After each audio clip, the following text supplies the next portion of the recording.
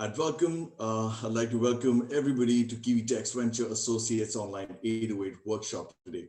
We're bringing together seasoned venture investors and industry leaders to help venture associates identify potentially successful investment opportunities, structure deals with entrepreneurs, conduct due diligence, develop a portfolio strategy, and learn how to minimize risks and maximize gains. For those of you that don't know me, my name is Karandeep Sodi, and I'm a senior coordinator for events at KiwiTech.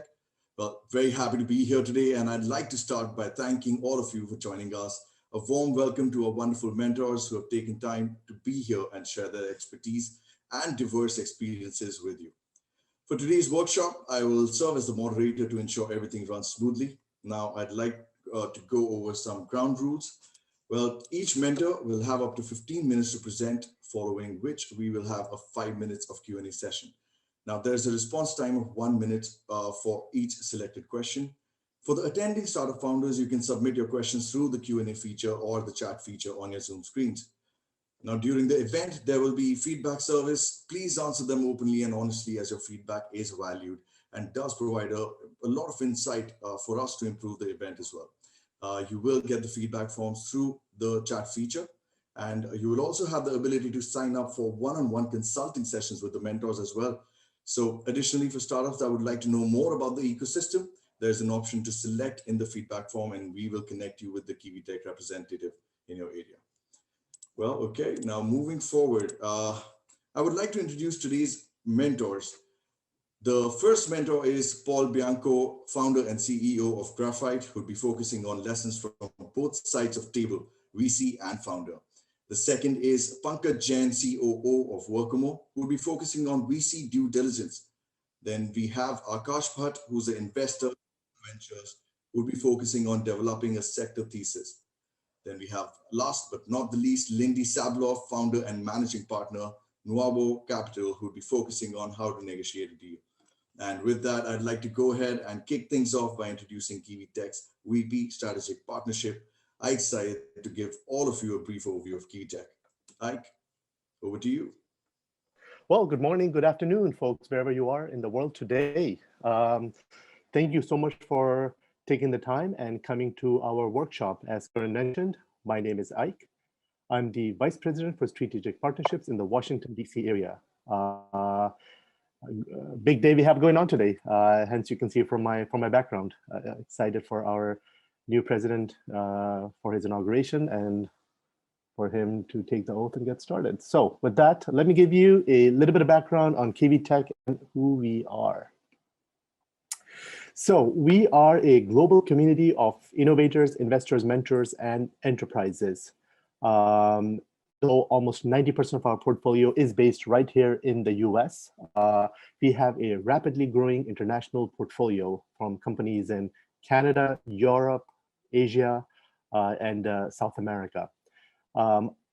We have currently more than 300 companies in our portfolio in pretty much every single vertical that you can imagine, fintech, biotech, deep tech, with more than $75 million in capital raised from our venture capital partners.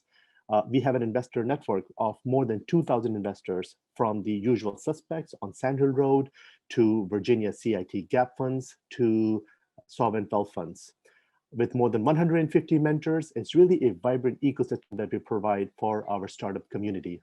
Some of the mentors you'll be meeting today. A little bit of background on the company. The founders built and sold one of the largest content media distribution companies in the world, Aptara. In 2013, we launched our KiwiTech startup program. About 4 years ago, we started our investor demo days, where we take our companies into different roadshows in different cities in the US and actually around the world. Last year, we scaled to 300 companies, and by 2023, we are on track to become an ecosystem of more than 1,000 portfolio startups. So how does our ecosystem work? For US-based qualifying startups, generally, we can provide up to 50% of the development as a form of in-kind services. So let's take an example of, you have a platform and let's say it's $500,000. Doesn't have to be that much. We can do small, we can do more, but let's take that as an example. What it means is that for that 500 grand, we will take 250,000 in cash and 250,000 in equity in the company. Where it's very helpful, especially for early stage startups, it's saving them a lot of cash upfront. Generally pre-Series A, pre-Series B, when cash is important to companies, equity is maybe a little bit cheaper. It's a great way for companies to save cash early on as they're starting their life. Along with that, we provide a very rich ecosystem of venture capital panels, workshops, demo days, family office events. A lot of it is on our website, kiwitech.com/events. Do check it out when you get a chance, in addition to obviously the workshop that we are holding today. What does a deal flow look like?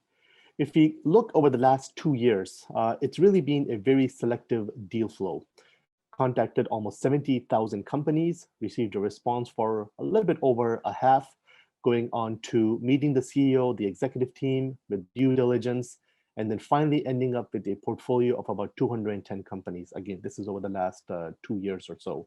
So as you can see, especially over the last couple of years, our ecosystem is rapidly expanding. And so we are super excited about what's to come in 2021. A little bit more about our ecosystem.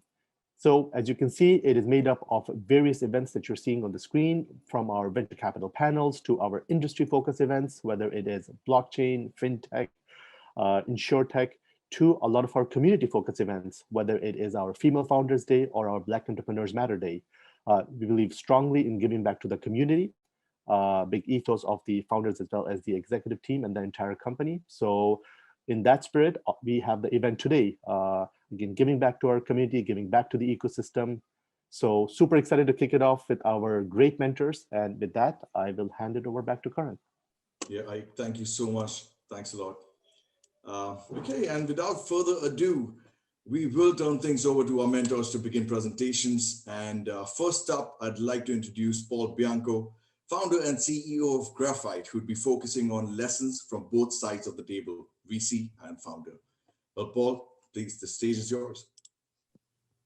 Awesome. I appreciate the introduction, and thanks for inviting me to do this. I think it's a pretty cool event. And when I was thinking about how I could add value to this, I mean, I used to be a VC associate. So what I kind of want to go through is just kind of things I wish I had known before I started the job and kind of grew into it. So I have some slides, of course. So let me. Yeah, so just a little bit about me. So it's kind of always a little entrepreneurial, but also fairly risk averse, right? Which led me to a career in accounting actually early in my career. I started a bunch of small things kind of in college. I think I was in maybe a sophomore when I had my first kind of, I didn't incorporate it, I probably should have from a risk standpoint, but kind of my first little venture. Then I became a CPA. But years later, I worked in consulting and a few other things. So I became an accountant that later became actually a VC. So I actually joined a fund called FF Venture Capital in 2013. I had never really founded anything of substance before that, but I really wanted to learn and kind of learn kind of what this is all about. I was always on Hacker News and TechCrunch and reading all about it. And it just seemed like such a cool and interesting thing to be part of. And so I just wanted to understand how these companies were getting from nothing to something. Basically as an investor and being a CPA early on, and this is something that before being a VC, I didn't think about at all, is we realized that our portfolio companies all had pretty bad finance and accounting practices going on. And it's because it's just not the focus. So what we started to do as an investor and as a VC is just do that on behalf of our companies, help them with financial modeling. Eventually that led to us doing kind of actually the bookkeeping, AP, controllership reporting, board reporting, all that sort of stuff for just our portfolio companies. A lot of our companies liked it, which is what we, and it seemed like there was an opportunity. So we actually spun that out in 2016 into Graphite. So I went from VC to founder and CEO of that. We grew a lot. We grew from about 5 people when we spun out to about 40. And actually we were just acquired by KiwiTech. So I kind of want to give you a little bit of perspective from both sides, as a VC, and then also kind of going through the journey, kind of start to finish. So this is something I never thought I'd be talking about, because this is just not my forte whatsoever. But building your network, and I'm only able now to say it almost a decade into this kind of a profession. It makes a big difference. So I started out, even pre VC, I was just not the networker. Networking events where I didn't know anyone. I'm like, what am I supposed to talk about? And I viewed it too much as, I think, part of just what I'm supposed to do. I'm and kind of, I think, thinking back, it was almost like algorithmically programmed into my brain that I was supposed to say, it's supposed to basically just hand out business cards, have brief conversations, I guess follow up at some point later. And that really never led to much. And I think, and it wasn't fun for me, and I don't think it was fun for others. So when I changed my mindset, it changed everything. And I'm like, let me just get introduced to people, just go out to, coffee or lunch when that was a thing. And just have genuine conversations. Don't talk that much about work. Try to be helpful. I would share deal flow. I'd always only send my absolute top ones because that's how you really, and not the ones that are begging for additional capital. You want to, and that's kind of how you get, it's kind of karma going out there when you help other people out. And that really compounds. And, now so far into this, and what you guys will realize over time is your analysts and associate peer group, your founders you meet, even the ones you don't invest in, and even if it's a company you pass on now, these folks are going to do really awesome things. And over the next 10 years, you'd be shocked. And this is cliche. It really, some of the folks that I met early in my VC career are just doing unbelievable things. And it's extremely valuable to have those folks around your, kind of in your corner. So that's lesson number one. Lesson two, and this, I really wish I knew this. So it's important to dig deep and be thoughtful, but only on the things that actually matter. So I found myself, so this is a scene from The Accountant when he's digging into all these ledgers and all sorts of things. And me being an accountant before being a VC, this was kind of me. And I found myself digging in too much into things that didn't, probably in hindsight, I know didn't matter as much. But even then, almost, digging in for the sake of digging in. And in hindsight, the things that I never regretted digging deeply into, one is unit economics. And the reason is it's a proxy for if what you're selling, if people like what you're selling, basically. Do you have product market fit? Not just can we optimize our funnel, and that's part of it, but it's not just about sort of the math around it. It's, do people love what you're selling here? Two is, of course, the founding team, because that is everything. Are they going to do this? Are they going to knock it out of the park? The space, but really understanding the customer need, and really understanding where this company that you're looking at fits in to the ecosystem and versus its competitors. Graphite's a great example. When we started it, a lot of really smart people told me I was an idiot because accounting firms are on every corner. There's a million accounting firms, and bookkeeping has been a thing for forever. I thought that, having very startup specific experience, understanding VC, and the reporting and kind of nuances that come along with that will be enough of a difference to have a real business. I ended up being right. I could have easily been wrong, but really understanding that customer need is important. And then the financial plan, at later stages, you got to really dig in. At early stages, let's just understand it kind of helps you at least understand the thought process around what the founders are going to do, and if they're going to kind of blow through cash a little too fast, or if this thing is even close to achieving revenue. But so the one thing I wish I did earlier is there was always a lot of liberty taken in like a pitch deck or just whatever thing the company sent during diligence about unit economics. And there were always really strange assumptions to come up with LTV, CAC ratios, and everyone made, it's like, there are some frameworks online as to what it means, but, you know, for example, is lifetime value calculated, in perpetuity? Is it not? Is it over a certain period of time?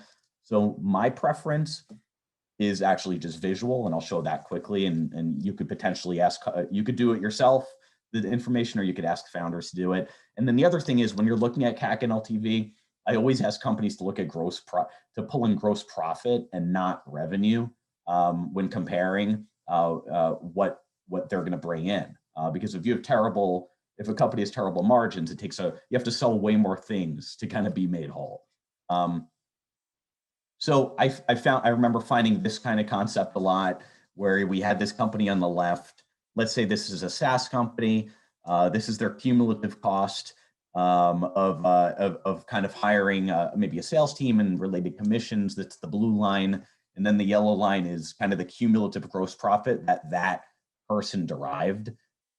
I saw this in a lot of companies, and I definitely never regretted finding this, because sometimes it helped companies make a decision either around a person or the way they were going to market. And at least in one case, they made a pretty substantial change based on this seemingly pretty obvious thing to look at, and the company's doing great.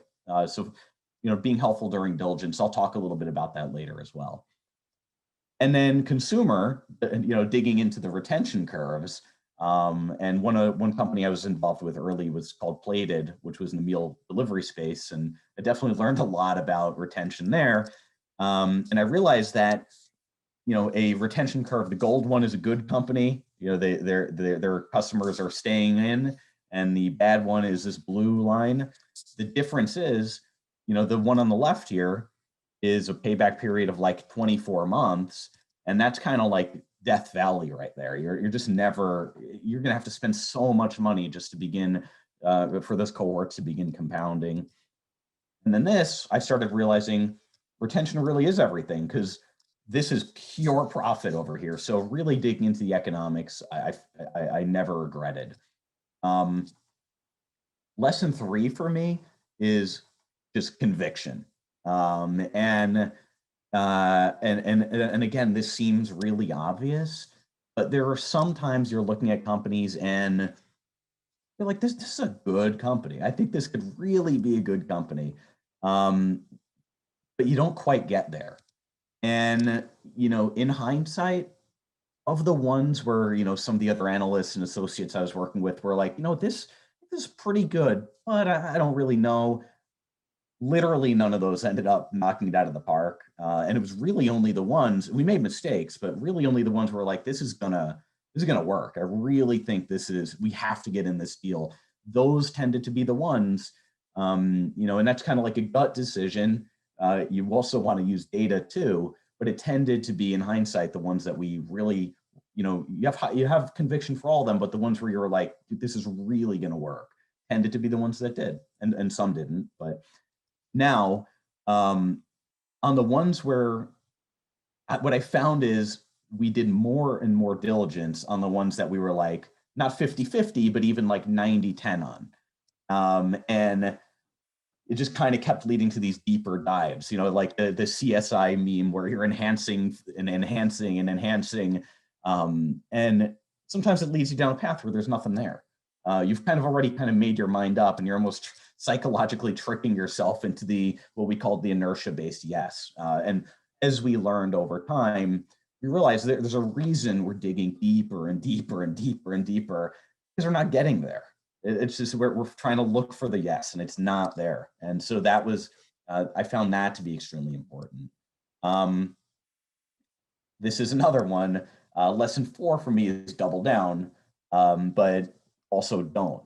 And this is, in my opinion, one of the hardest things to do as a VC, especially an early stage VC that specifically has follow-on capital, for companies that are succeeding.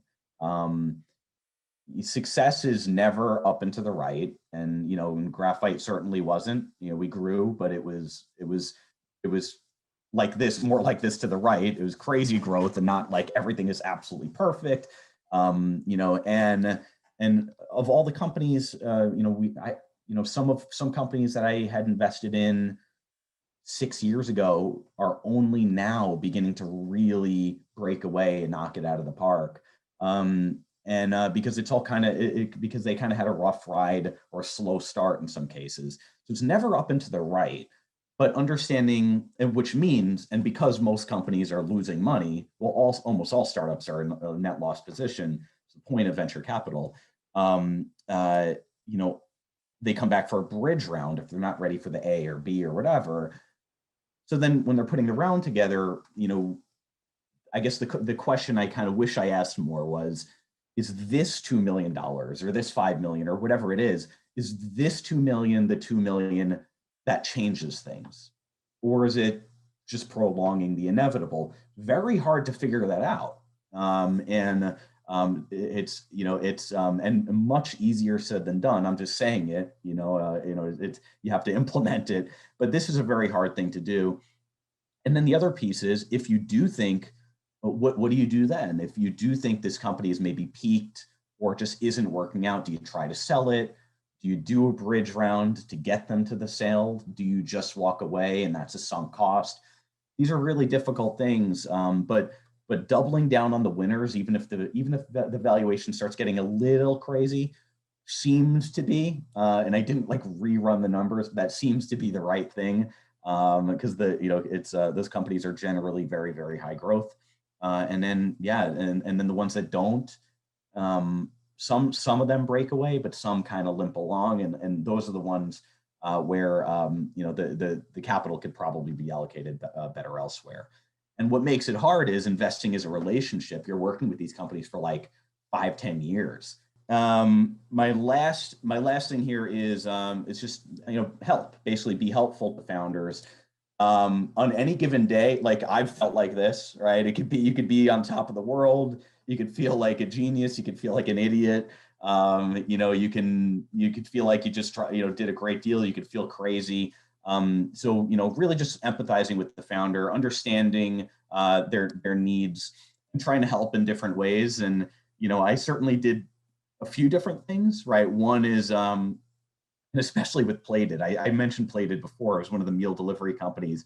I definitely forwarded them a lot of scary news about like Blue Apron and HelloFresh raising a lot of money. And I definitely forwarded a lot of scary news to other companies about maybe competitors popping up or the space getting crowded. Not that helpful. Like, if anything, just increases anxiety of the founder. But really, you know, I think where it came in handy is me just using, you know, my skill set just was finance, so helping them there. You know, having good, thoughtful conversations during diligence, sharing those findings from diligence. You know, we were recently acquired by Kiwi, and one of the things I appreciated was during their deep dive into our company, just sharing their findings and, you know, risks and possible areas to go into, which made it feel more collaborative versus, I think, you know, especially early in my VC career, I almost felt DD was kind of like a, you know, let's try to find flaws kind of thing. Let's, you know, and kind of prove your own worth in a process.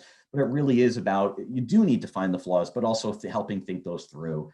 You know, also just asking founders where they need help. You know, again, that's obvious, but sometimes there's areas where you just wouldn't think. And then introductions, obviously, customers and other investors are probably the number one thing, but also senior employees, vendors, you know, and different sorts of things.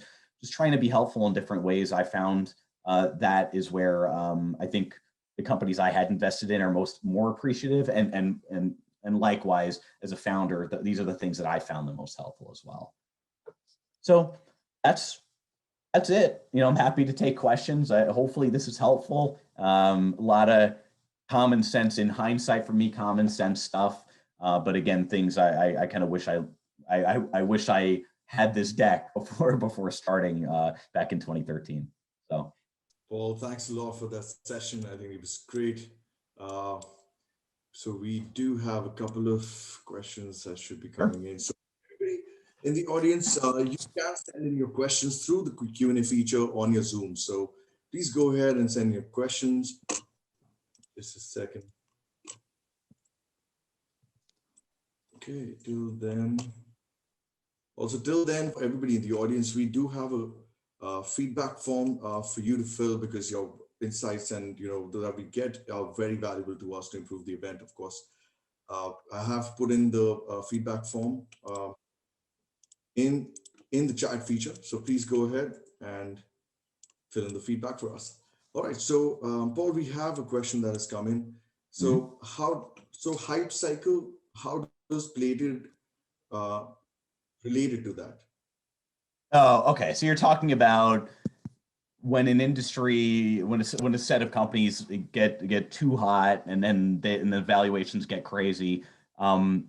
The truth is, we didn't, I guess we didn't have the luxury of that with plated. We were always kind of the number 3, I guess. So yeah, the industry was definitely heating up in maybe 2015, and lots of money at high valuations were kind of going into it. But again, didn't really have the luxury. Actually, I think it made fundraising harder, much harder, because there were dominant players. So we really just focused on economics and sustainability. They did get a nice amount of funding, luckily, and the company did exit, so it definitely could have been worse. But we, when we put our big check in, it was before. It was kind of before valuations in the space were getting crazy. So hopefully that is helpful. So the next question is, what's been your biggest challenge as an investor?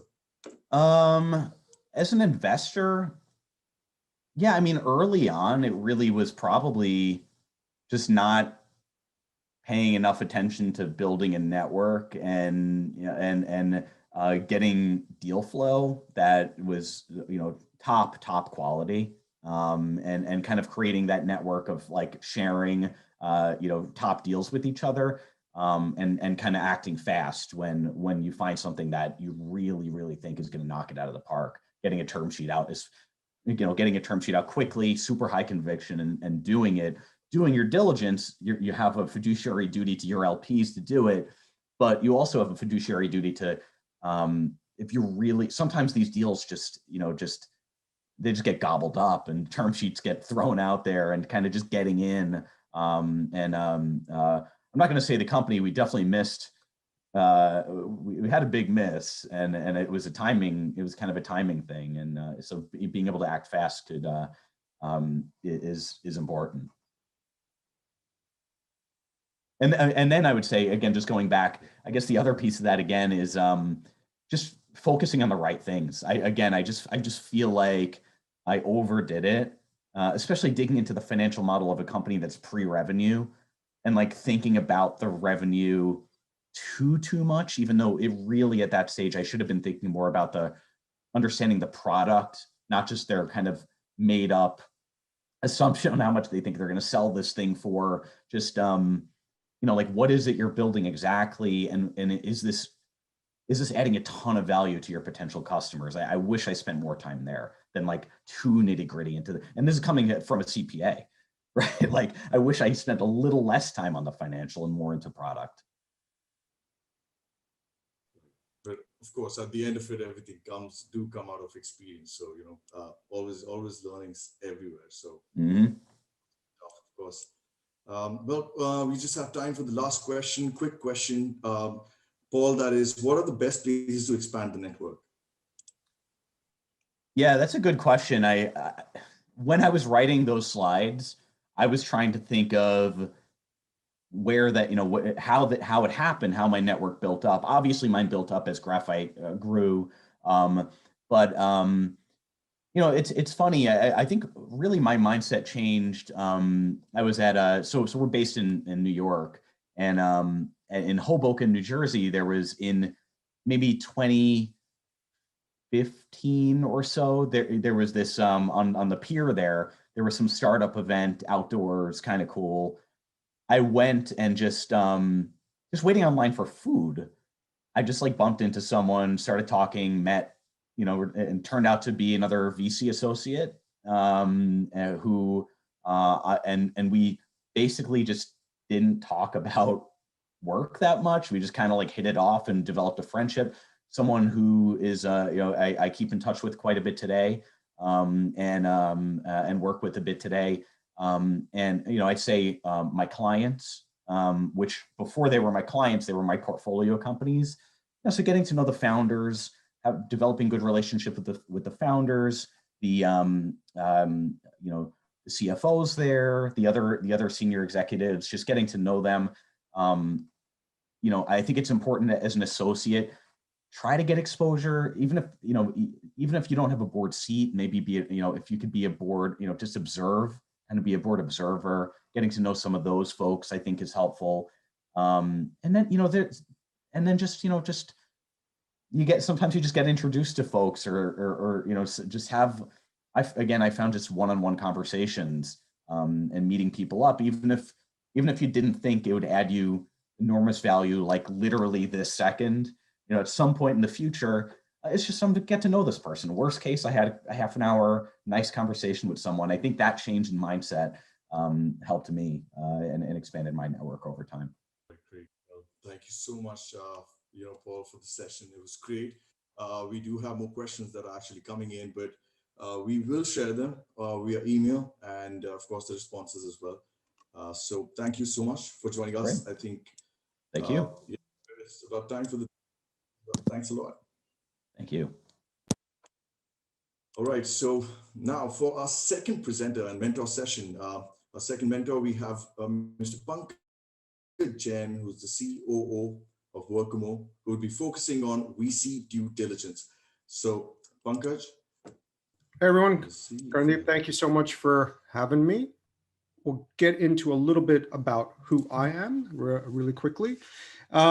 I'm the Chief Operating Officer of Workmo. Workmo is a early stage startup in the future of work and productivity space. We focus on people intelligence. So if you are doing a lot of research on people, as most VCs and angels tend to do, it's a product that could help you.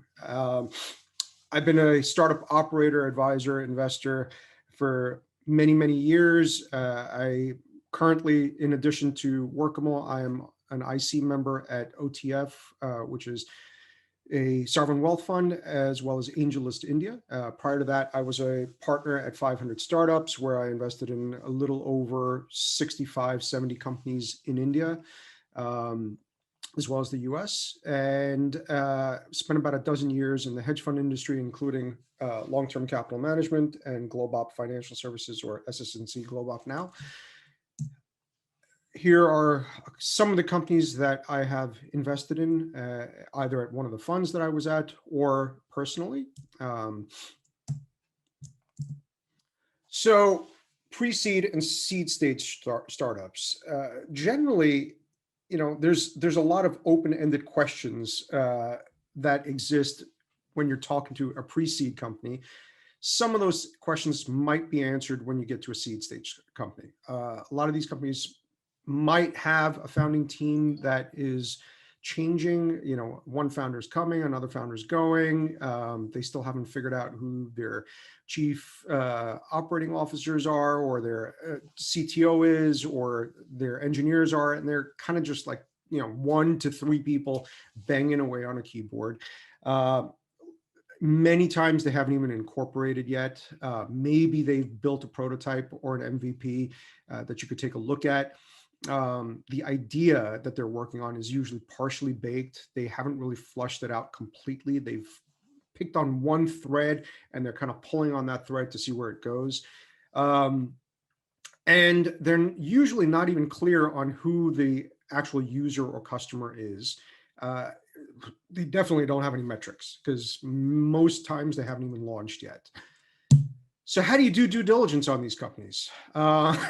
It's not that difficult. And I think Paul alluded to this a little bit, is like, you don't really need to spend 3 months diving into due diligence.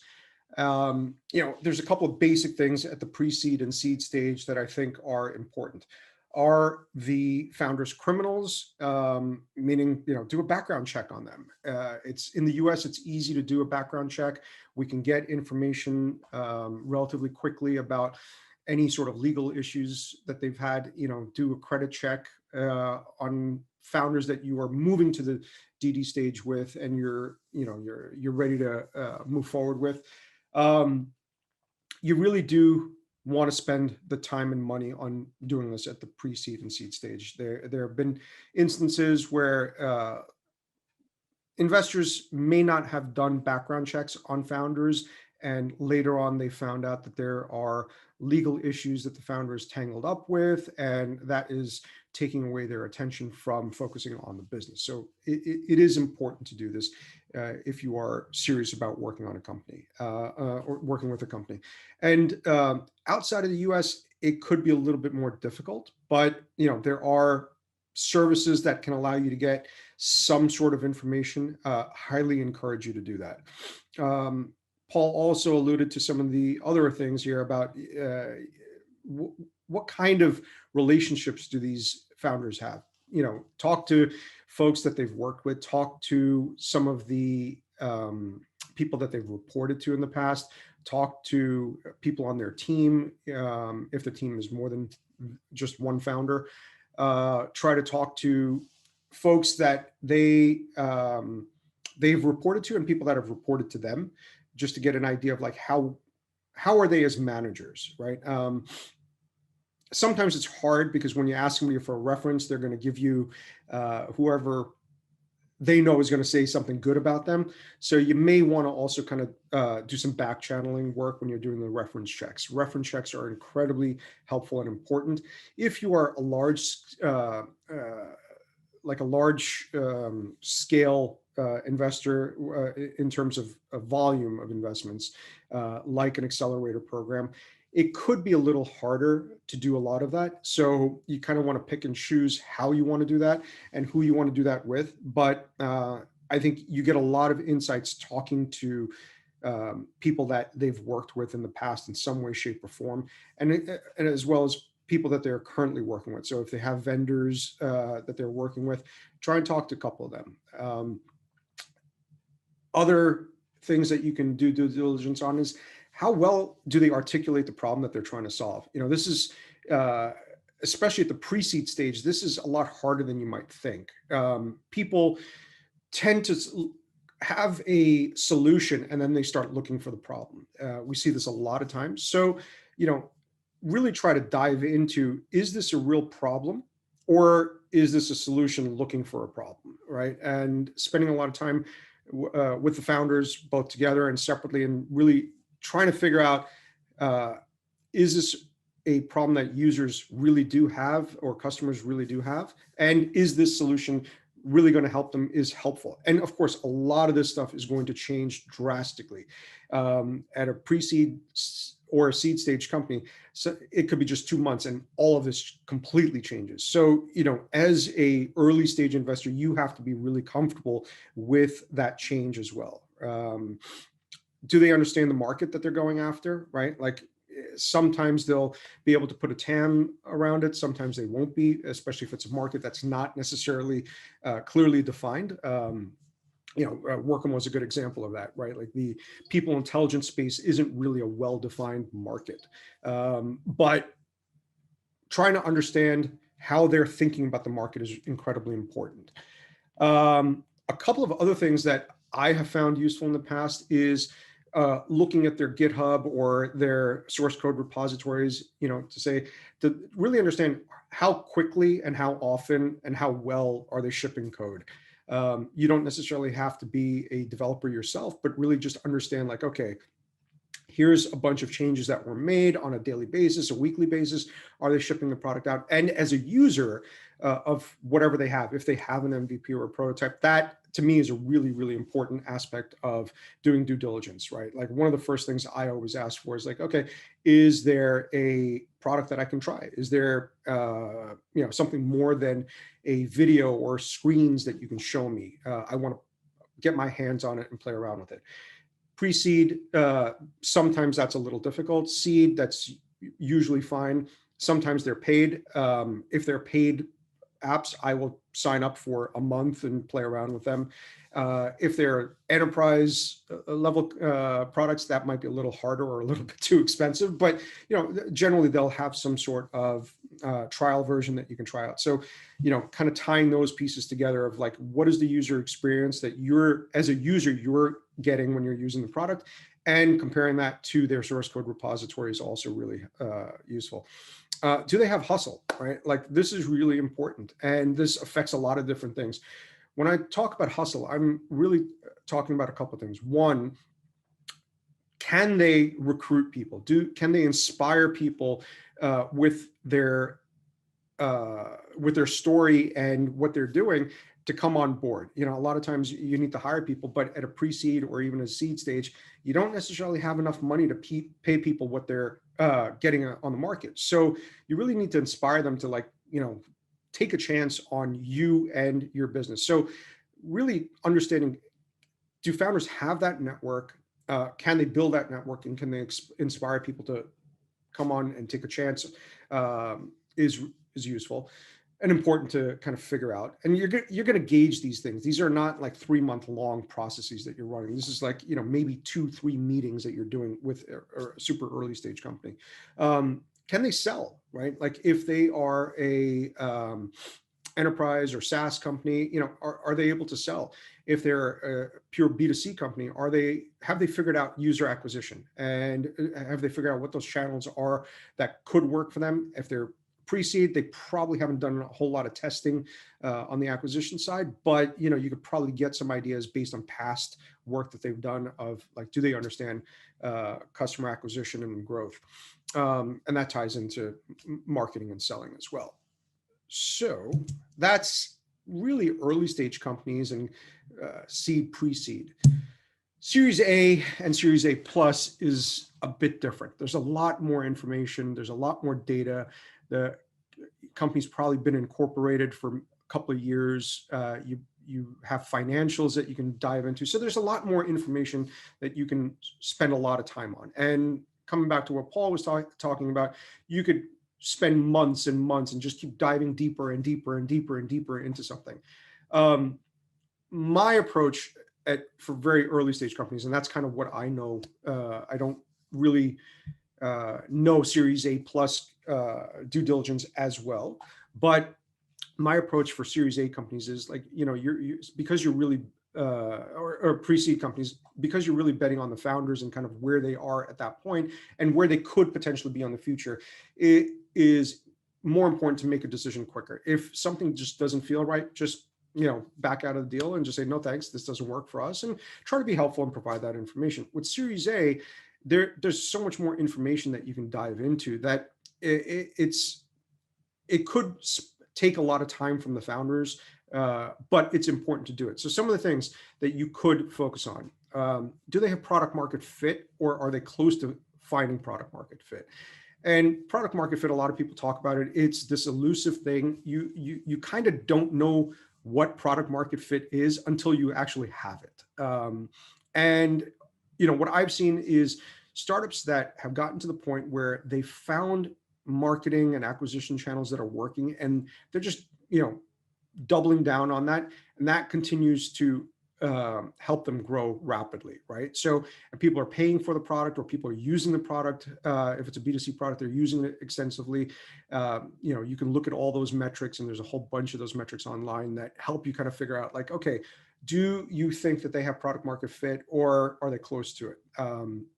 How fast are they growing their users and customer pipeline? Again, these are important metrics. I like to see momentum behind the acquisition and the growth, not necessarily just the absolute numbers, but more the rate at which they're increasing these things.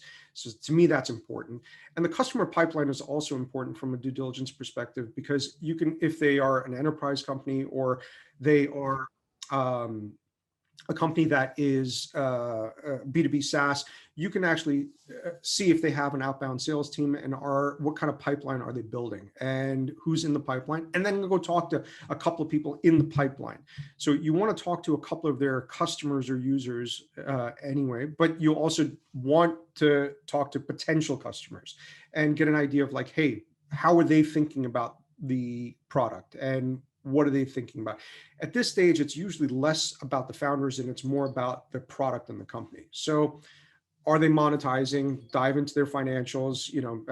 Maybe Paul can help out with dissecting the financials and really figuring out what's going on there. But that's important, and you can do that at this stage. At the really early stage, it's almost useless. The only thing that I find useful at the seed stage from a financials perspective is really just cost projections. Like, where do they think that they're going to be spending money? And, is that product? Is that marketing? Is that something else? And at the Series A stage, you really want to understand and kind of in your mind piece together, like, okay, based on whether they have product market fit, what are users and potential customers saying about the product? Can additional money help them really add fuel to the fire and really just explode, right? That's kind of something that you have to figure out. It's hard to really know that, especially after just a couple of conversations and some meetings with users and all. But that's the bet that you're making as a VC, right? So you got to make a judgment call on that. Tech architecture and code review also really, really useful at this point. You presumably have a lot of code that's been written. You have a team that's more than one or two engineers. You really want to dive in and understand what's happening at the code level. And if you're not an engineer, maybe there's people in your network or mentors that are part of your fund that you can reach out to and just say, hey, could you look through some of the high level code or just randomly pick sections and just understand what is happening at the code level, and is it well written? And then on the architecture level, maybe speak to the CTO and understand how are they architecting the product. So that's really useful at this stage also. Background checks, reference checks, I talked about them at the seed and pre-seed stage. Same thing, we got to do that. And you probably want to do more of it here because you have more people that you can talk to. Customer conversations are really useful at this stage, or user conversations, to really understand how people are thinking about the product, how's that going to affect monetization, growth, et cetera. So you can kind of spend a little bit of time doing that. And also, going through documents is really important. What kind of agreements have they signed? What you want to go through, previous rounds, what they've done in the previous rounds. If they've done a safe, it's pretty standard. But if they've done anything else, you want to understand from a cap table perspective how this could be important to you or to the investment.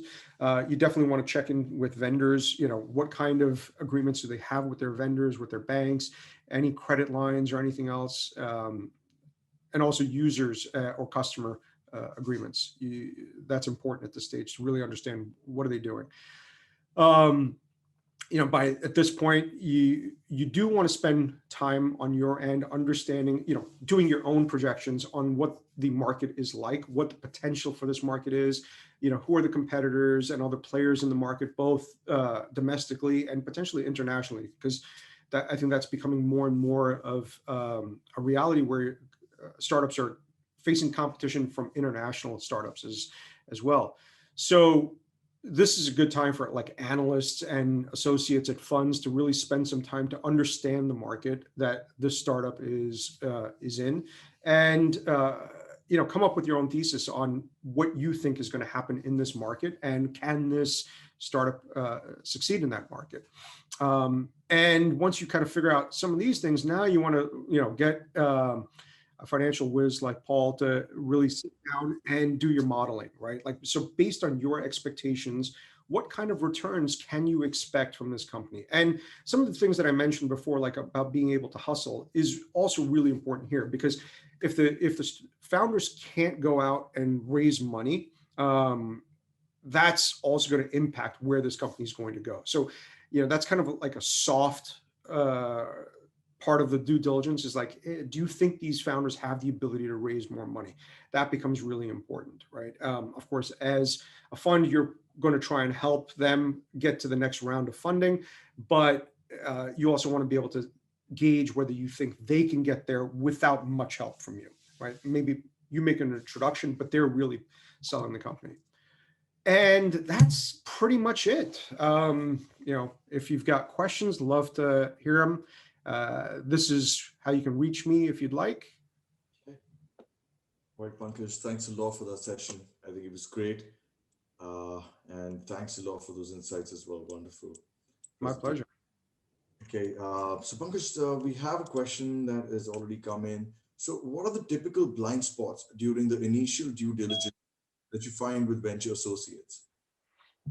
So I think, most associates usually just don't have a lot of experience in different industries, right? So I think not really understanding how an industry works or knowing what's happening in the industry is probably, the most common blind spot that I've seen. I think if you have mentors or other experts that are on your team, reaching out to them and really trying to understand market dynamics that the startup is in, that's really helpful. Sometimes if you are an analyst, you're the one who's doing that. So it's your job to like really dive in deep into the market, understand, what the market has been growing at. Is this a new market completely, right? Like,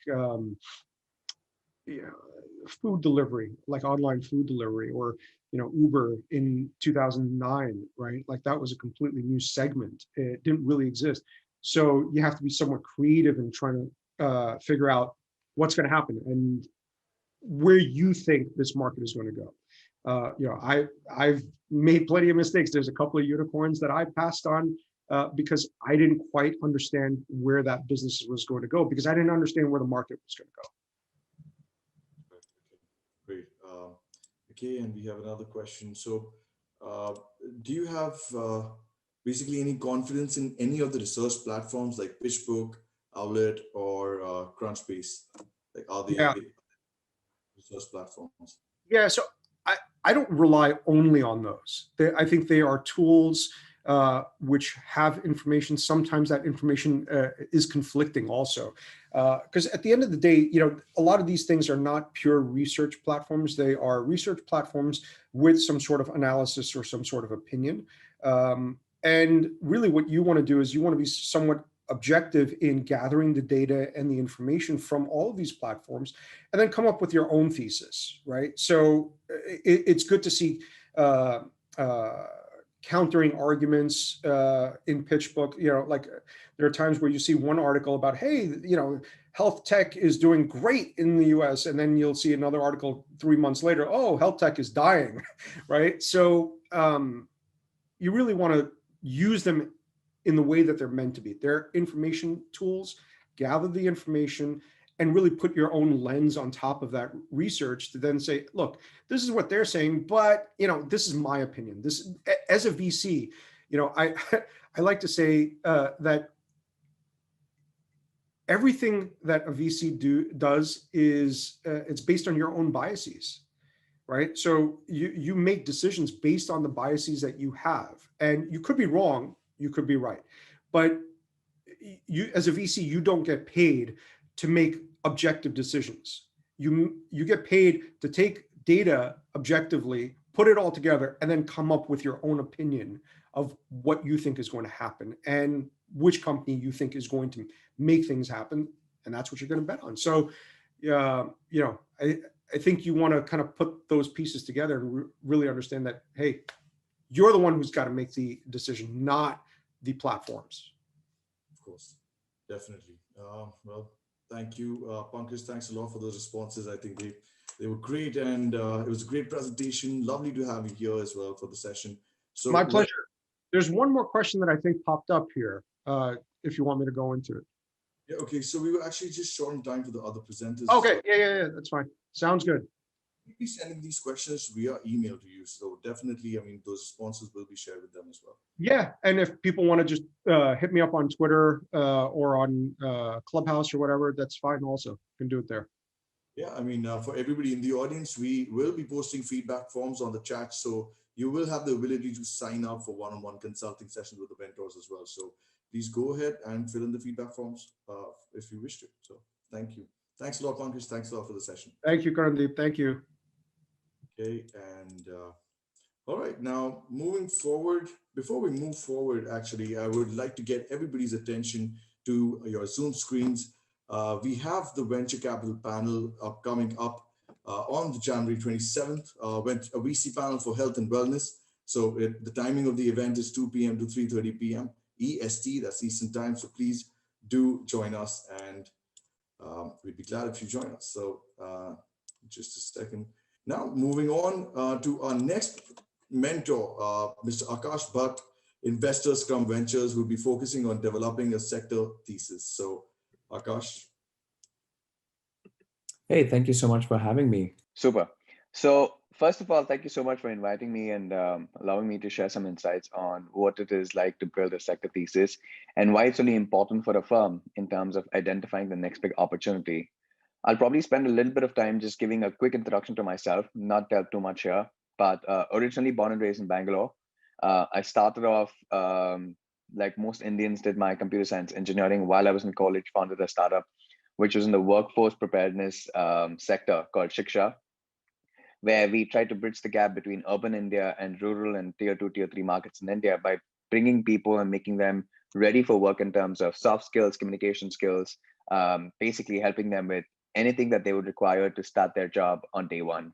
And we found that the biggest deficit there was that people weren't ready to start jobs, especially who were coming in from tier 3, tier 4 and rural Indian markets. We would take them into workshops, train them for 3 months, and then have them ready. Unfortunately, the company didn't really do well, but it kind of opened doors for a bunch of other opportunities for me. Ended up working at NASSCOM 10,000 Startups, which is a government-run initiative at that point of time, and helped build that out. From there on, moved on to another tech startup called Dazo, which is in the food tech space. Unfortunately, the company had to shut down because of the lack of funding. That's when I moved to the US, got my MBA, went to Columbia Business School, and I've been in venture capital ever since. Along with my day job at Scrum Ventures, where I do work on the investment team, I also do some angel investing on the side, investing in startups both in the United States as well as in India. I'm extremely passionate about technology, startups, and investing. That goes without saying. And I also host a podcast called the Thesis podcast. So if anyone's interested, do check it out. We are also hosting a summit later this month. So with that said, I'm going to jump directly into sector thesis, not spend some time here. But before we go ahead, I wanted to define what sector thesis really meant, because people often get confused between investment thesis and sector thesis. So let's break it down a little further, right?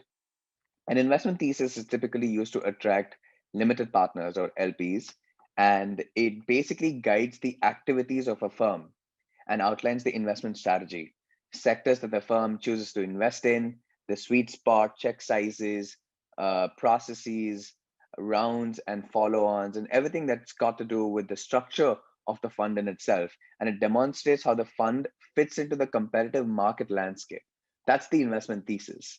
On the other hand, a sector thesis helps VC firms to choose the industries or sectors it wishes to specialize, while demonstrating that it understands the competitive landscape and the nuances of an industry to establish itself as a leader. Or in other words, it's about defining what you're interested in and filtering out what you don't like. It's an extended opportunity to get creative, opinionated about a technology, about an industry, about a market, understand the macro and micro trends within that space, and more importantly, understand up and coming business models, especially if you're trying to narrow down and invest in a particular sector. And because it's our job as VCs to predict the future in some way, your thesis is a reflection of your views and what the future holds in your opinion. And therefore, it becomes extremely, extremely important for you to develop your own sector thesis, even if it's from a personal standpoint, even if it's not from a fund perspective, even if you're able to take a step back and build your own thesis, it'll help you define who you are as an investor and what sectors you wish to identify and focus on for the sake of your fund. So with that caveat, let me get into a little bit of detail on how do you build sector thesis, right? What do you really do? But before we even go into that, why should you build a sector thesis? Apart from the fact that it's going to help you narrow down on some focus, it really helps people identify the trends and points to the firm's strengths and weaknesses to begin with. So if you're a fund that's focusing on deep tech, but within deep tech, you're looking into clean tech, it's really an opportunity for you to go deep, to dive deep and understand how your firm can add value to that specific sector, as well as the startups that you're trying to source within that particular sector in itself. So it gives you, it's an opportunity to take a step back and see what are the strengths and weaknesses and analyze where you can really allocate resources to in terms of the weaknesses. And in terms of strengths, it really positions your fund in a way where you can now attract the right deals or be part of right deals that will help your fund move the needle forward.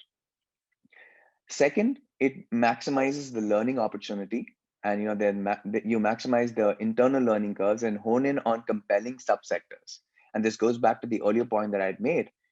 If you're choosing a particular, let's say you choose sports tech for that matter, another example that I can pull out.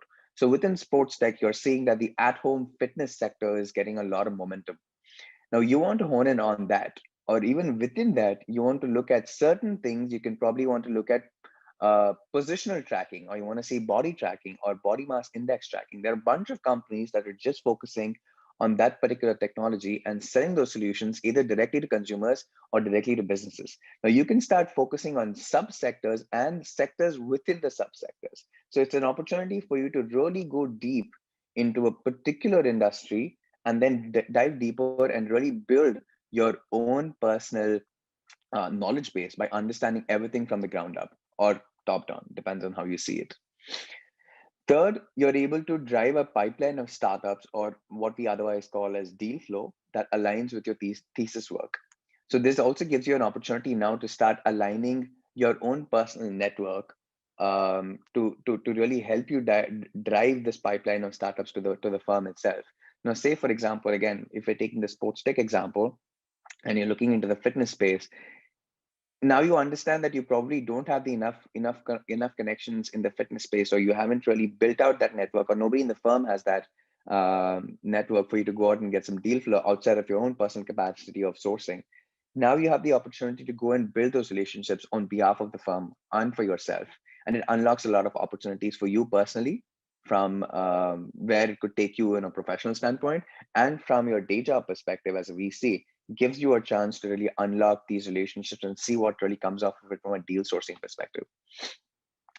Third, you build a strong, you really build a strong understanding of who the right players are and of what markets that they operate in, and how can your firm really add value to them as well.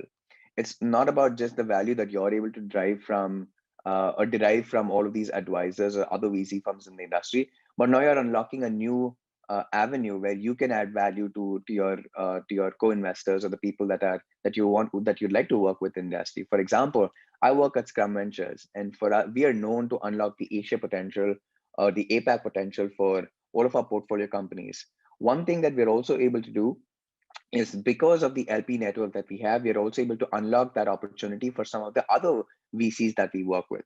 Other VCs who are working in some niche sectors where we are probably not investing. So for example, we don't invest in biotech and deep sciences. Maybe one of our LPs is interested in investing in those sectors. So it's an opportunity now to introduce your LPs to some really interesting VC firms or other advisors and industry experts, and therefore building and forging stronger relationships with your LP base, as well as some of the co-investors or people within your industry. So it really gives you an opportunity now to take it one step higher and really work with partners that you want to work with and build some solid relationships.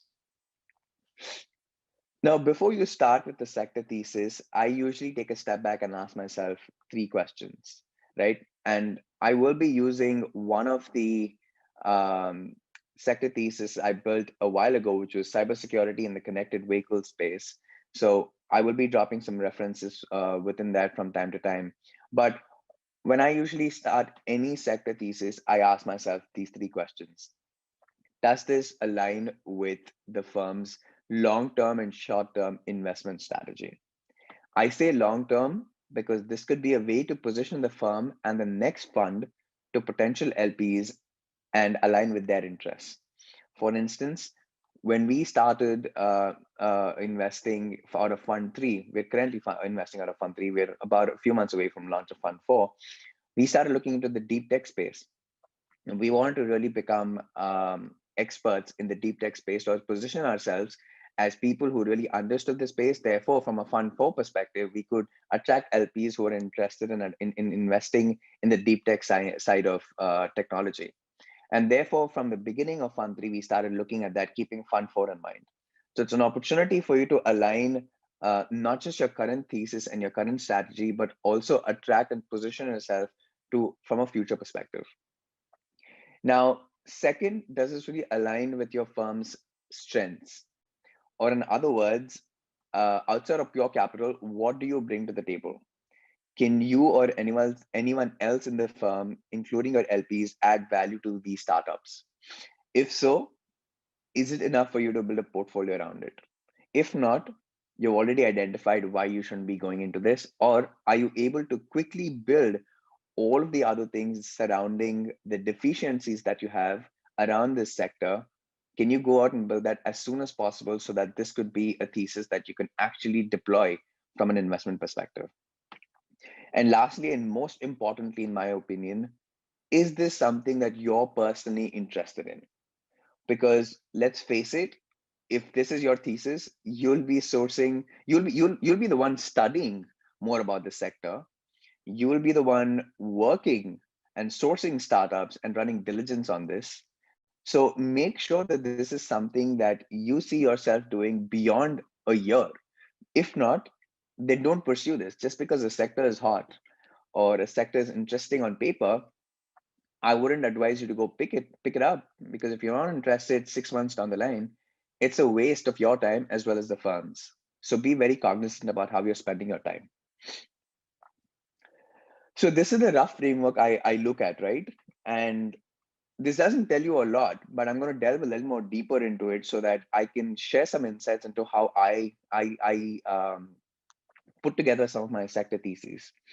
So first things first, I put together assumptions. I make assumptions about a particular space. So for example, when I take the example of the cybersecurity in connected vehicles, I started out with the assumption that more semi-autonomous and autonomous vehicles will be rolled out in the future, which is true, and we're seeing that happen.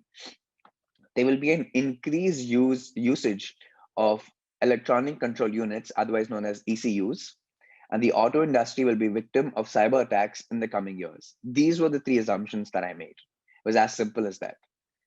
Now, from there on, I take a step back and try busting all my myths. Like, is it possible that any of the assumptions that I made is false?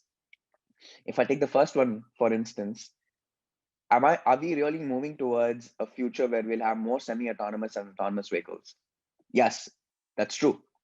We are seeing that happen. So validate that through thesis, validate that through some of the research that you've done, and validate that through up and coming trends within the sector. See where the VCs are investing, see how the market is growing, see some of the policy frameworks that are being rolled out.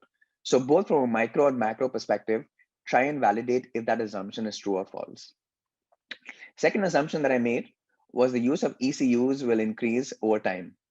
And that is also true. Today, an average vehicle contains over 100 million ECUs. Or 100 million ECUs today are deployed in any one of the vehicles in the United States. So try and see if you are able to find data again to validate that particular assumption. And last and most importantly, the assumption that I made was that the auto industry will be a victim to cyber attacks in the coming years. Now, you don't really have to just validate this by looking at just the automotive industry. Look at cyber attacks taking place all across the connected ecosystem. Now, that can also be a great example, because if we are making an assumption that in the future there'll be more connected vehicles that will be prone to attacks, you also need to take a step back and analyze where else are connected ecosystems present and how are they prone to attacks. If there's a trend that's developing in both, then you've validated your assumption right there.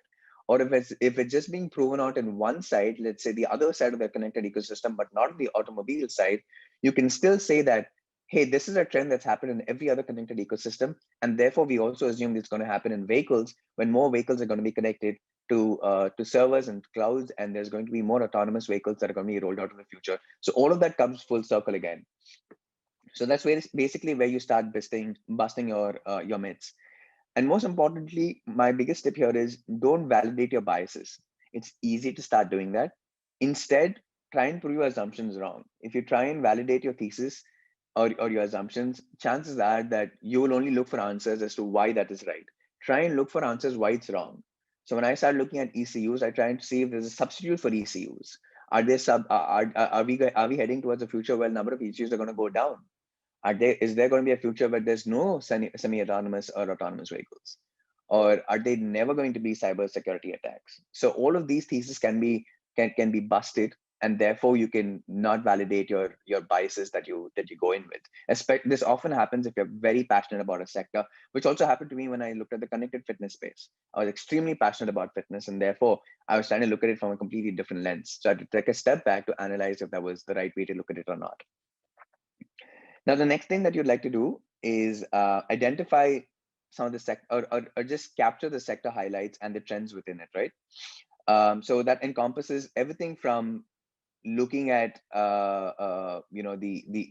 looking at who are the notable investors in the space, what is the kind of M&A activity that's happening, issues within the value chain, who are the notable startups, how much funding has gone into this space in recent years, who are the people who are funding, who are bringing about the funding in the space. What is the M&A and exit activity? Because at the end of the day, you need to know that this is a sector that's growing that will possibly have acquirers, and there's an exit opportunity down the road. Are we seeing those trends develop? Or how long do you think that's going to take place? So if you're able to draw an outline of all of this, it kind of gives you and the firm a little more understanding about where the sector is heading and how can your firm really maximize the potential of this out of this sector, and what kind of returns do you stand to gain at the end of it? Because let's face it, VCs are here for the returns and nothing else. So that's another thing that I would recommend people look into as well. The fourth is understanding the value chain. I think this is probably the most important piece that often gets lost, is understanding the value chain. You need to really understand who are the key stakeholders involved. How does the process begin, move, end, and repeat? That whole process needs to be understood, because it's the whole circle that you need to understand, and you need to understand the vulnerabilities in the circle. You need to understand the opportunities and the challenges that presents in the circle itself. The bottlenecks and irreplaceable players within those sectors also need to be identified. And the other and most important thing that I'd also keep in mind here is who stands to be impacted, and who stands to be impacted the most, and what does it mean from a macro and micro perspective. So if we are taking into account autonomous vehicles, and we're looking at the policy making of the United States, let's just take that for example. If we are looking again, if there are policies and regulations that are being pushed against the development of autonomous vehicles, or there are higher taxes being imposed on the rollout of autonomous vehicles, both on the consumer side as well as the manufacturer or the OEM side, it's going to be harder for that sector to develop, because people are not going to buy the end product. So you also need to try and understand from a macro perspective, how is this going to impact not just your own thesis, but also the overall sector as such? And is it worth pursuing right now, or can you push it along a couple of years? So understanding the value chain is important, and identifying the issues and opportunities here also become paramount. And most importantly, I would also say that you can't always have foresight, but you can also try and make predictions based on looking at adjacent markets, what has happened. So clean tech is a great example. You can see what are the policies of government or policymakers around that. You can also try and look at trends and regulations that have come about. You can speak to people within the industry who work in that space to get their insight. And I would highly recommend that, reaching out to as many people as possible and finding out from them how are they looking at this space in from a 5 to 10 year perspective. It really gives you a chance to really tap into the insights of people who are on the ground working on the policy side, on the deployment side, on the implementation side, to really get a sense of what the sector is going to look like, and use that as a guiding light as you build out your thesis as well. Fifth is case studies. You really need to also pick up 1 or 2 case studies to really understand if this is if the sector you've chosen is the right one, and what kind of case studies can you pick out to validate your point. So for instance, in my cybersecurity for connected vehicles thesis, I picked out 2 of them. The first was the 2015 Jeep hack, which ended in Chrysler recalling 1.4 million vehicles, which cost roughly $1.1 billion in damages to the company. That's a lot of money that's being lost. And you definitely can validate your thesis saying this is probably going to happen beyond just Chrysler as well. The second was the 14 vulnerabilities that in the onboard compute units of BMW vehicles.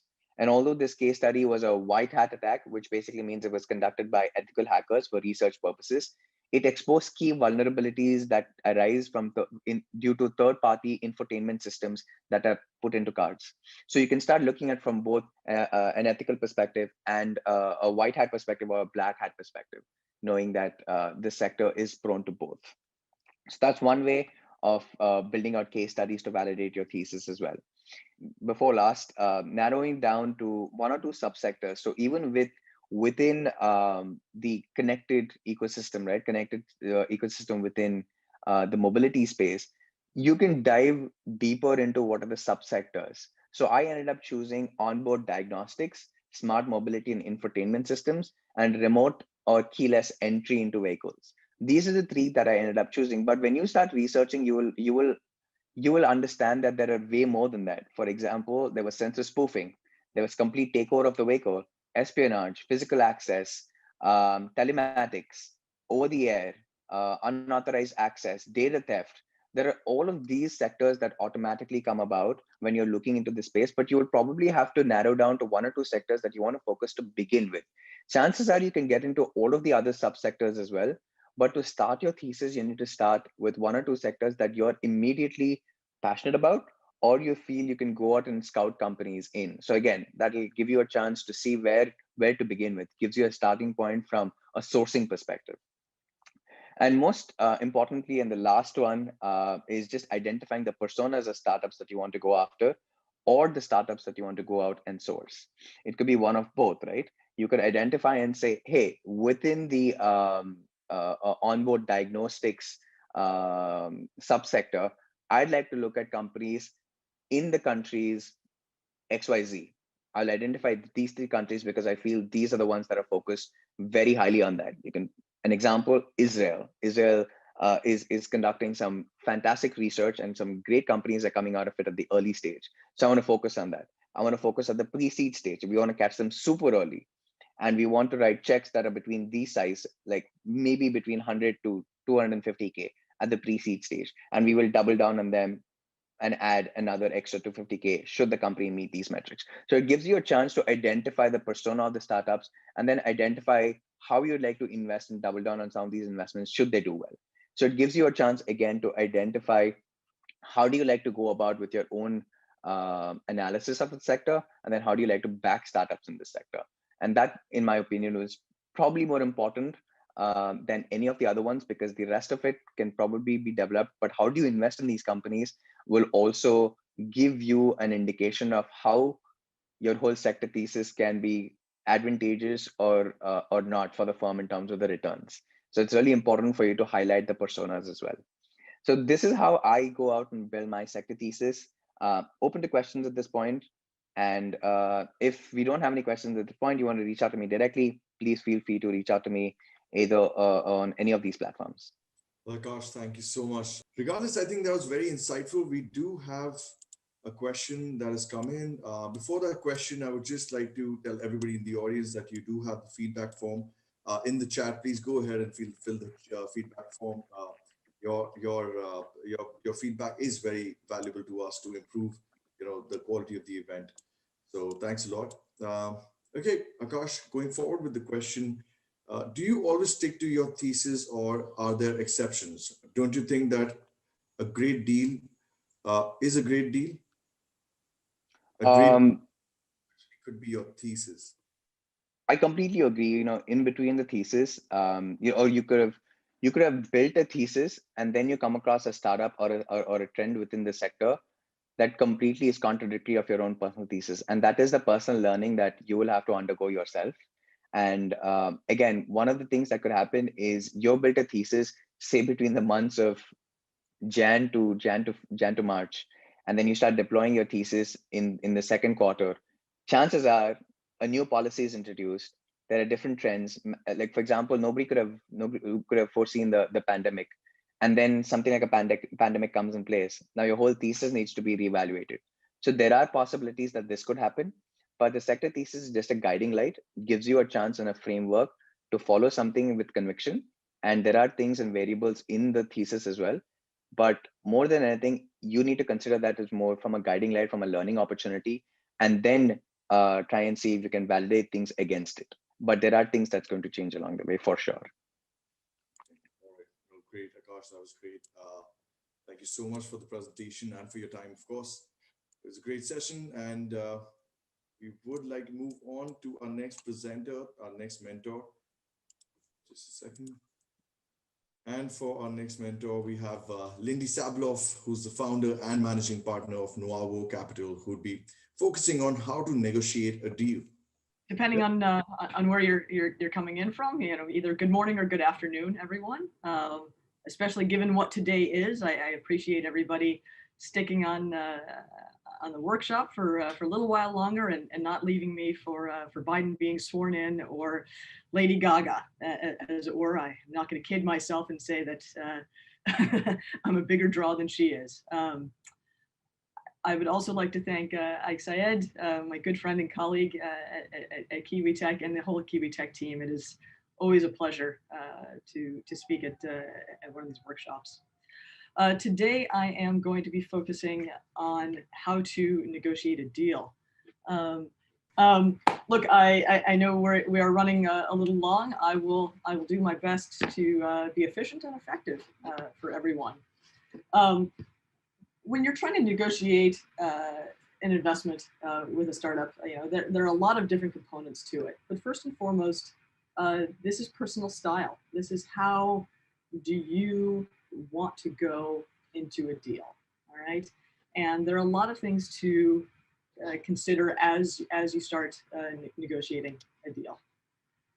First, before you go into anything, know what you are willing to do in terms of a deal. There can be a company that you are just absolutely in love with this startup. Thanks to Akash, teaching us, prior to this, it hits every note in your investment thesis and in your sector focus. And guess what? They're doing a $30 million Series A, and your allocation is only $1 million. So it just does not fit with your fund economics at all. There are going to be times where you have to be willing to walk away, even if it's a deal you love. Or there are times where you have to say, look, this doesn't work in any way, shape, or form, but I have to get into this deal. So go into it knowing what you are willing to do and what you are not willing to do. When you go into a deal, you have to find an equilibrium. On one side, you have a fiduciary obligation to your LPs to achieve returns. And then on the other side, you will have to get a deal done that doesn't disadvantage the startup. If you hamstring a startup from the get-go with different deal terms and pricing, no one is going to win in the end. And if you go in just thinking of it as a first point of entry into a deal and you try to be overly aggressive, then you are not actually doing your fiduciary obligation. Don't think of your fiduciary obligation as just that one entry point and the economics. Your fiduciary obligation is to help the company to succeed so that you can achieve those returns for your LPs. When I'm negotiating a deal, as I go into it, I think of the 3 Ps. You've got your point of view as an investor. You have to think about the pricing of the deal, And third, that you have to think about the privileges. What if you're doing an early stage deal and you were using a safe, what rights do you want to put in a side letter? And I call these privileges because not all investors will get the same deal, okay? This is particular to what you negotiate.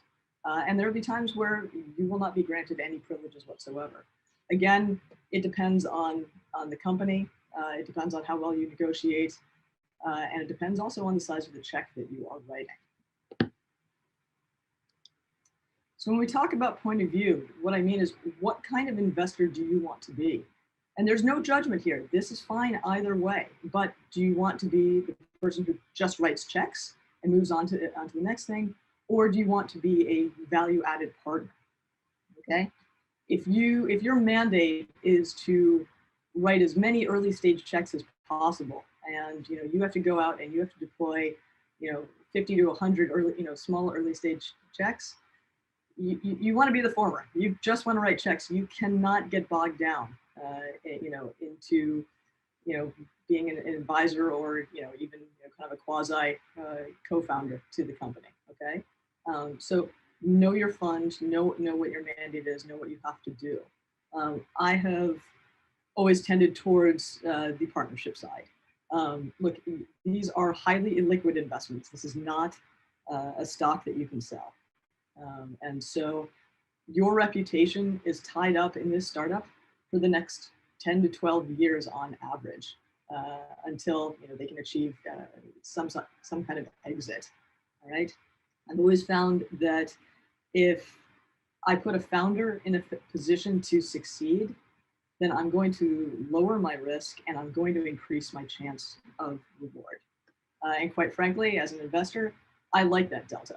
I'm not going to tell my LPs that because for some reason with deal psychology, when you tell LPs lower risk, they think lower reward. But in this case, it's lower risk, higher reward. And you should think of it as such.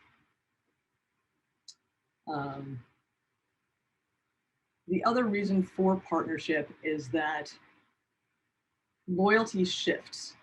When you're an early stage investor and you come in and you develop this partnership with the founders, with each subsequent round, with the Series A, the Series B, on down the line, each new investor that comes in those larger rounds takes either a chunk or replaces you in the loyalty chain.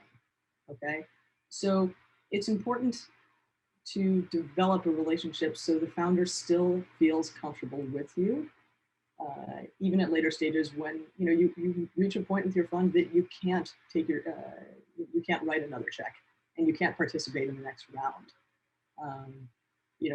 Many angel investors are forgotten until that exit point, until everybody looks at the cap table and sees the laundry list of people and institutions on it. So it's important that if you want to be a partner, to develop the right type of partnership along with that check. Not all dollars are equal, and many founders know this now. They are much more educated coming into these deals, and so it's important for you to keep that in mind as you negotiate. Next up is negotiating the price. I'm an early stage investor. I primarily only use safe notes. Going in now, occasionally I still use a convertible note. For everybody in the East Coast, you're still probably using convertible notes primarily or going directly into priced rounds. I was working with a company the other day that they did a priced round for their seed round. And it's absolutely fine. There's no right or wrong here, as long as a good deal gets done. When you are negotiating a safe, there are different features to it. You can either put a cap. I essentially think of a cap as almost doing a priced round because that's the price that you're going in at. If you are highly risk averse, you can try to negotiate for a floor. Quite frankly, it's been a very long time since I've seen a deal with a floor in it. You can do a discount rate, and you can do a combination. I've seen a cap and the discount as well.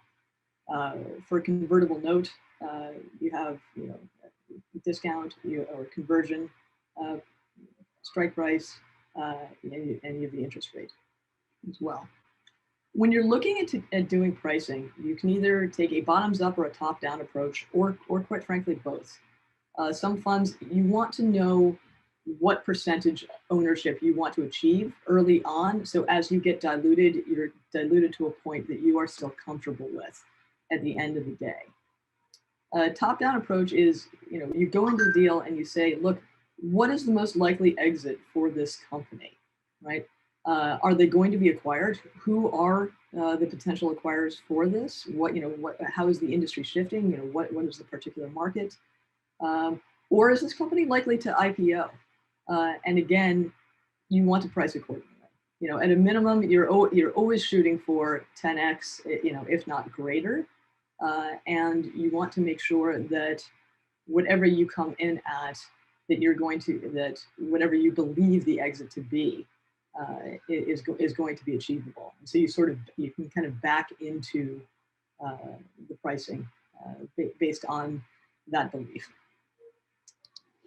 And finally, the third P, and these are privileges. These are not guaranteed rights.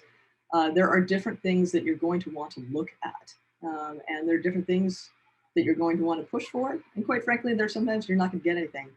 For anybody in this workshop who is a corporate VC, you may have some necessary things that you have to put in a side letter that are required because your corporation may have different reporting obligations. Be sure to state that up front in the negotiation. You never want to come in later with any surprises. It's much easier to do that. Different types of privileges that you will see are pro rata privileges, the ability to come in at the next round. There are different types of pro rata rights that you can put into a side letter. Some of them are fully diluted. And again, this is what you and the founder can get comfortable with. Especially early stage investors, you may not be able to achieve pro rata rights. And quite frankly, you may get crammed down by the Series A in the next round. Another privilege that we'll talk about is most favored nation. If you put that in there, basically what it means is that if you have to be told about any other deals that are signed with other investors, and you get the best rights that are granted to anybody else, even if you didn't put it in your documents. Another one that's always critical to me, quite frankly, are information rights. Especially as an early stage investor, I tend to never take a board seat on a company. And I always want to be there as a partner. I want the founder to feel comfortable, calling me in any situation. And so I tend to ask for information rights to make sure that I'm allowed to have any financials or any major deals that are going on. When you're not going to get this primarily with early stage deals, but as you get later into Series A and beyond, you have to look at what your liquidation preference is. I think we could probably spend hours debating the merits of either having or not having liquidation preference. I will not get into that in the call here. Again, this gets back to the earlier slide on equilibrium, between making sure that you're taking care of your LPs and not disadvantaging a founder. And then one of the last ones I'll talk about are observer rights. If you are not taking a board seat, sometimes, and you'll see these a lot, tied into information rights as well, that you can have observer rights, which are kind of information rights on steroids. And so to kind of just summarize it all, what you really want to do is to find your personal style, find what you care about, and find a way to work with the founders. As I said, you're going to have a long-lasting relationship with them. And you want to make sure that to take care of your LPs and your investors, that you really know how to work with the company, you know how to negotiate and get in at the right time and with the right economics that fit your fund thesis. as well. As I said, promised to be efficient.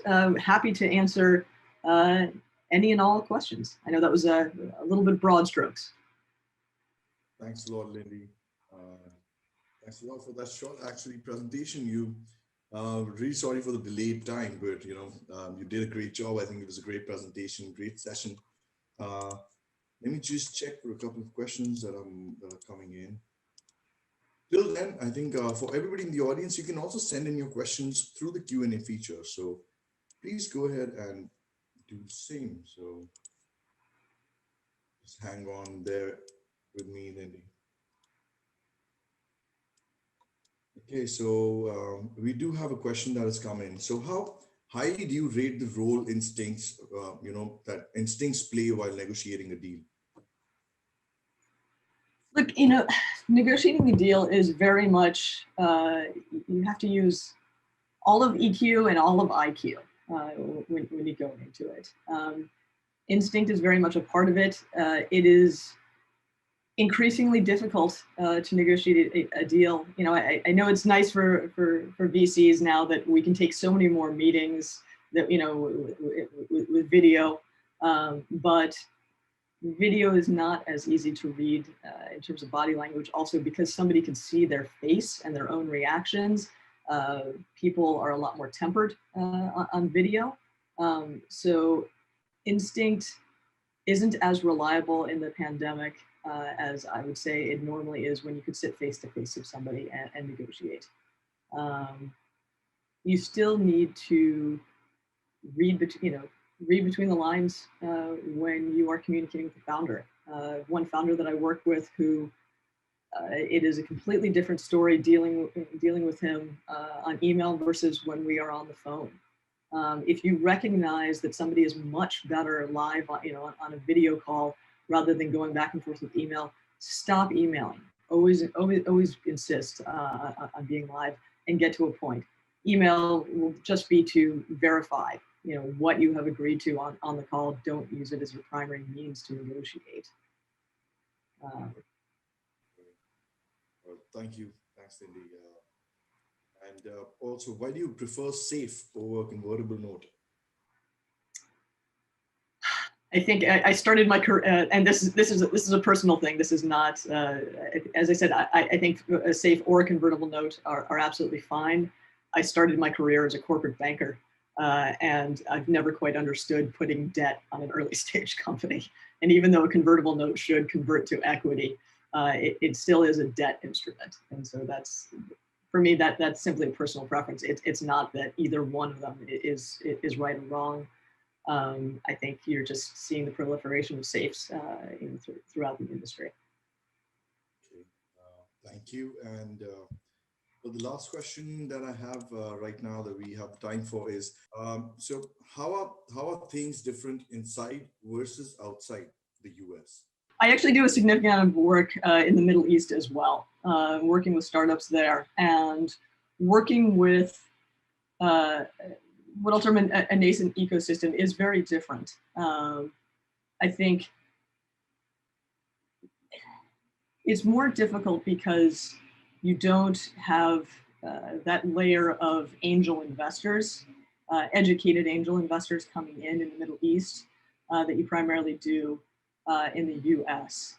And so founders there tend to be forced into deals that are not as advantageous in order to get the startup capital. But what you see a lot of the time, especially when I work with those companies, is you have to force a correction either at the seed round or at the Series A, either with going back and renegotiating with the original investors or adding an options pool.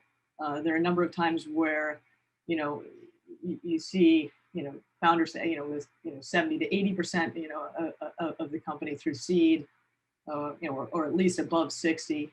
And sometimes you go into the Middle East, and quite frankly, the founder will, be heading towards a Series A, and they won't even own 40% of their company. And that's a serious issue because getting back to my earlier point, you're not setting a founder up for success at that point. If somebody's not incentivized to build their company, then you have failed your LPs because the company will ultimately fail. Definitely. Well, I agree to that as well. So just, Lindy, this is the last question that we have now. What's the simplest way to keep very early friends and family being diluted out completely in later rounds and yet be good to the founders?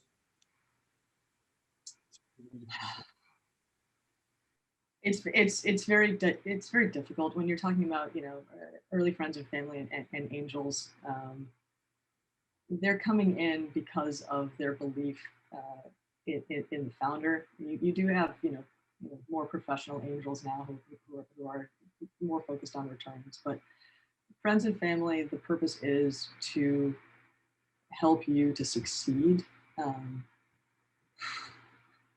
think there are different mechanisms that you could look at. You could give them warrants, but again, that's just the nature of the type of investment. Happy to have a more detailed discussion offline. Anybody, please feel free to reach out to me on either Twitter, I'm at Sablov, or on LinkedIn. Happy to connect with anybody and do a little bit more of a deep dive on any of this. As I said, I know I kept this sort of broad strokes for today. But thank you again, everyone. Always a pleasure, and thank you, KiwiTech. This is always fun. Thank you, Lindy. Thank you so much for your time and for the first session. I think it was great. It was very insightful and did, of course, like I agreed to a lot of things that you said as well.